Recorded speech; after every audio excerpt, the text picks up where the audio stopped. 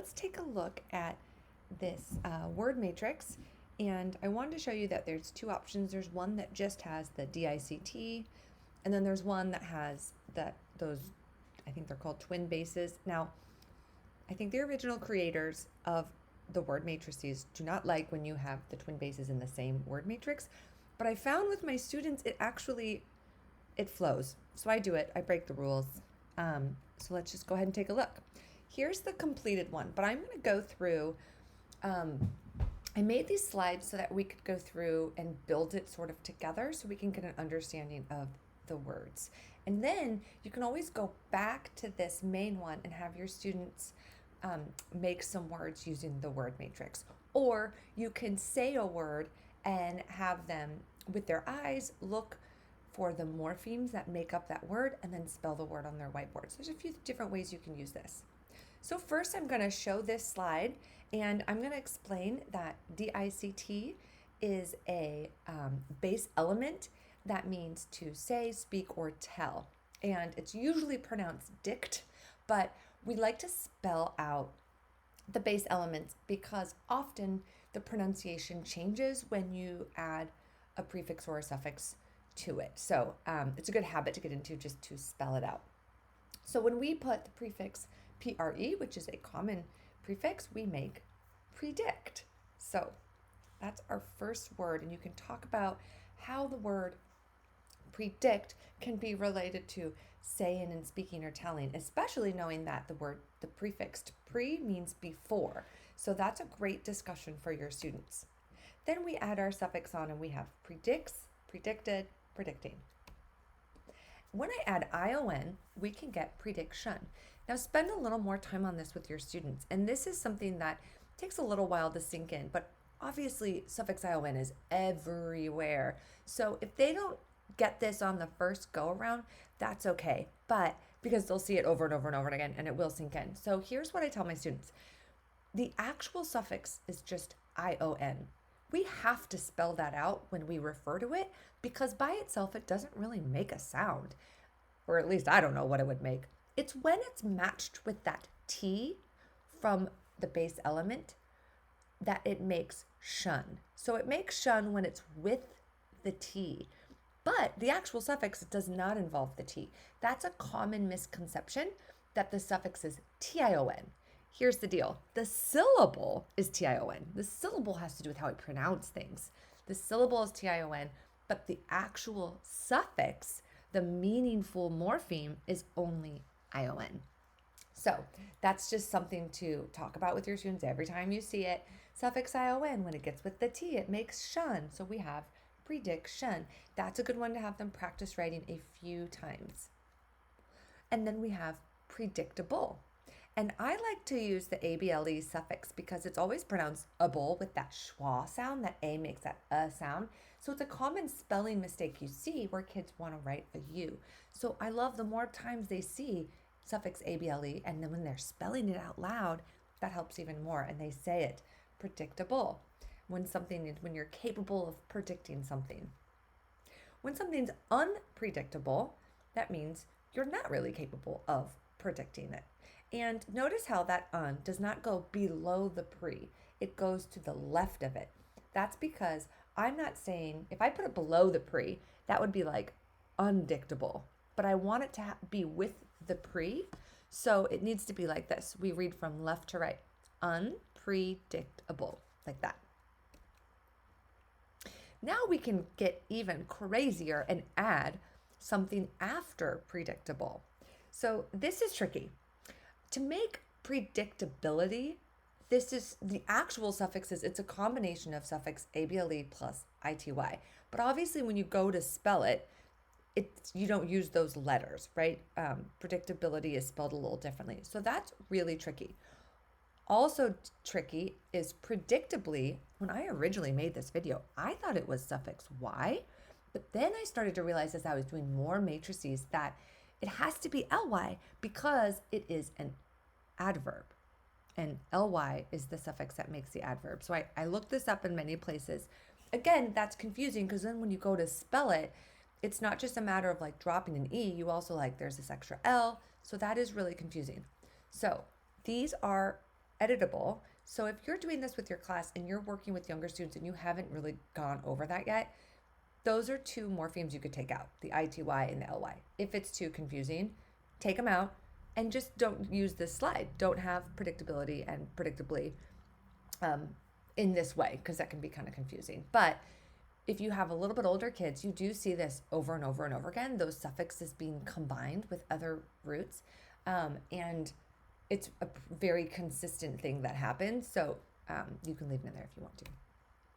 Okay, we have predictor. If you're someone who predicts something, you are a person who predicts. Predictor, or a thing that predicts. It could also be a thing that predicts. So like dark clouds is a predictor that rain is going to come. So you can explain that the thing is the cloud. The dark clouds are the predictor of the rain, a thing that predicts the rain. And then these are all the words that we just made. And this helps because you can show the spelling, especially of those trickier 1, 2 at the bottom. And something I like to do when I show the words is have your students look at them and choose a word like, okay, find the word prediction. And let's go ahead and let's circle the morphemes, or let's write a word sum, which would be when you take PRE plus DICT plus ION, and they could write the word sum on their whiteboard. Okay, let's keep on going. Now notice I added ARY. So let's figure out what that is. It has nothing to do with our prefix pre. We're going to start at the base element DICT. When we add DICT to ION, we get diction. And then when we go ahead and add ARY, that's how we get dictionary. So give your students some time to kind of look over those three, have them write the word dictionary, and then have them underline or circle each morpheme. This is a fun one, dictionaries. Now this is a great opportunity. How I would do this, I would have your students write a word sum. So they're going to write on their whiteboards, and you're going to write on your big whiteboard, DICT plus ION plus ARY plus ES. Those are the morphemes used to make dictionaries. And we have a very, very, very common and consistent suffix changing rule. When I write the word dictionary, so when I put it together and I just write it as a word, that Y changes to I. And then we add the ES. So then you're going to make your little arrow and you're going to write the word. You're going to write out the normal word dictionaries, explaining what happens. So these are the morphemes. We have super common suffix changing rules. And then that's how we get the word dictionaries. And there's our words. We have dictate. So we started at our base element and we added the suffix ate, which is another common one that they're going to see a lot. And then we have dictation, which is actually a word that they might know if you do dictation in your class, which we often do. So dictation. So what do we have here? We have another super common suffix changing rule. We're going to need to drop that E because we're adding a vowel suffix, ION. Just in case this is new to you, vowel suffixes are just suffixes that begin with vowels. And when you combine it with either a base element or a suffix that ends with an E, we always drop that E before adding that vowel suffix to make dictation. So again, have your students write out these morphemes in a word sum and then have them write the actual word. Dictator, same thing, drop that E. We can make dictatorship, and there's all of our words. Now we can make the word addict, and we have that prefix AD that's going to be added on with our base element. And this is a good way to remember why there's two Ds, is because we need the D that's in the prefix and then we need the D that's in the base element. When something is addictive, like you might say how like candy can be addictive or soda pop can be addictive. So use some examples with these words and have them write out those word sums and then write the actual word. Then they're not writing a whole string of letters. They're just writing 3 morphemes. No biggie, right? And there's our words. A verdict? That was an interesting one. I haven't seen the prefix VRE, but apparently that's, hopefully I'm not wrong about that one. Then we have contradict. And we have, if we add it with suffix OR, so watch how I go left to right. contradict, and then I'm going to add suffix or and y, and then we get contradictory. And there's all of our words.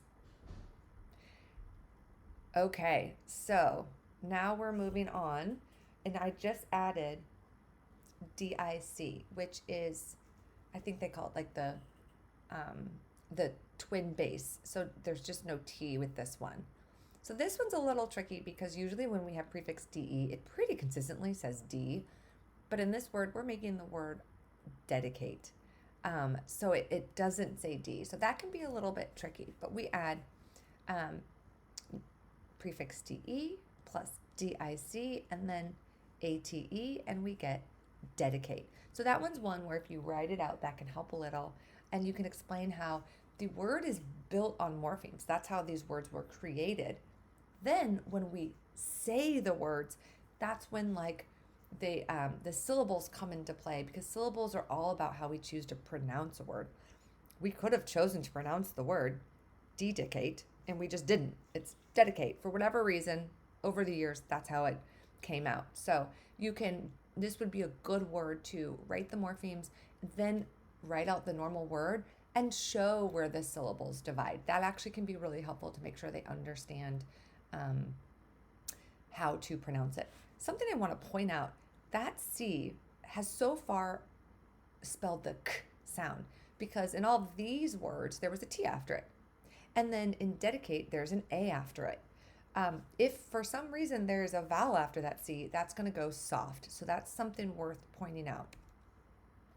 And those are words: dedicate, dedicated, dedicates, dedicating, and we could do dedication. Let's go back and see if so we'd go just add that ION after that ATE. We have vindicate. That's kind of a big word for a young kid. Vindictive.